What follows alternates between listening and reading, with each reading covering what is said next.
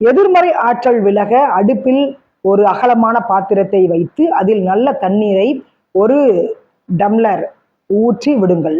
அந்த தண்ணீர் சூடானதும் அதில் பட்டை 3 துண்டு, அன்னாச்சி பூ 1, மிளகு 5-7 போட்டு அந்த தண்ணீரை நன்றாக கொதிக்க விடுங்கள். இந்த தண்ணீர் கொதிக்கும் போதே இதிலிருந்து ஒரு நல்ல வாசம் வெளியே வரும். அது அப்படியே வீடு முழுவதும் பரவட்டும். தண்ணீர் 10 நிமிடங்கள் நன்றாக கொதித்ததும் அந்த தண்ணீரை வடிகட்டி ஒரு பாத்திரத்திலோ இல்லை டப்பாவில் கூட ஊற்றி மூடி வைத்து கொள்ளலாம். இந்த தண்ணீர் 1 மாதம் வரை கெட்டு போகாது.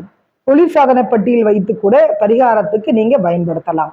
வாரத்தில் 1 நாள் அல்லது 2 நாள் வீட்டை சுத்தம் செய்துவிட்டு பூஜை அறையில் விளக்கு ஏற்றி மணக்க மணக்க சாம்பிராணி தூபம் போட்டு இந்த தண்ணீரை வீட்டின் ஒவ்வொரு மூலை முடுக்கிலும் தெளித்து விட வேண்டும்.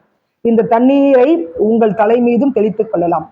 குளிக்கும் தண்ணீரோடு இந்த தண்ணீரை கலந்து குளித்தாலும் நல்லது. உங்கள் வீடு கண்ணுக்கு தெரியாத கெட்ட சக்தியிடம் இருந்து இருளில் இருந்து விலகும். நீங்களும் உங்கள் ஆறாவை புதுப்பித்துக் கொண்டே இருக்கலாம். தினம் தினம் இந்த தண்ணீரை வாசல் தெளிக்கும் தண்ணீரோடு கலந்து வாசல் தெளித்து கோலம் போடுங்கள்.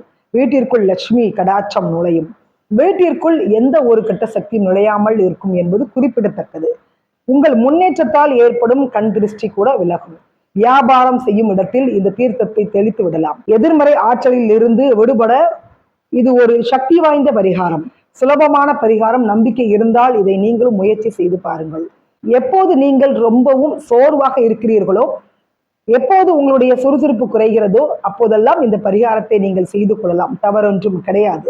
விதியின் பயனால் கெட்ட நேரம் வரும்போது, வாழ்க்கை பின்னோக்கி தள்ளப்படும் போது இந்த பரிகாரம் உங்களை அதிலிருந்து மீட்டு கொண்டு வரும்.